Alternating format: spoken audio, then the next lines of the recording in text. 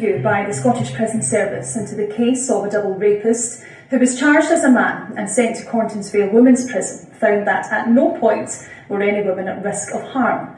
Isla Bryson was later moved to HMP Edinburgh amid a public outcry over the decision. The prison service has now said Bryson did not come into contact with any female prisoners, but found there was limited information about her life beyond the immediate convictions. Our political correspondent Phil Sim now reports. Isla Bryson was convicted of raping 2 women in attacks carried out before changing gender. There was an outcry after she was initially sent for risk assessment at the women's prison at Cornton Vale.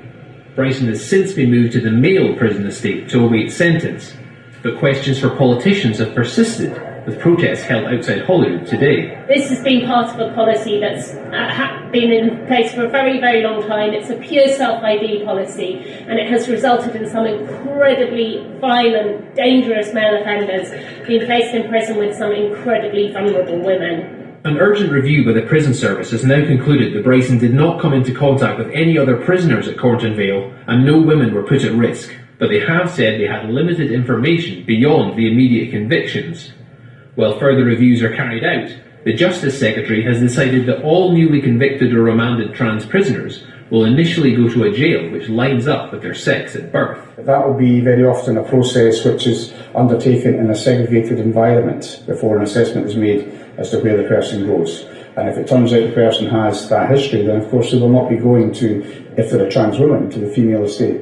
But the Conservatives say this isn't good enough. This report is nothing short of a whitewash. There's absolutely no reason that this report shouldn't have been published in full with the redactions for personal details, and it wasn't, and it's deeply disappointing, and it actually raises more questions than it answers. A broader review of how the prison service deals with transgender prisoners is ongoing. Well, Phil joins us now, and Phil, Nicola Sturgeon, she's under pressure over this issue. It was raised today at First Minister's Questions. Yes, there's been a rather torturous evolution of this policy over the last couple of weeks.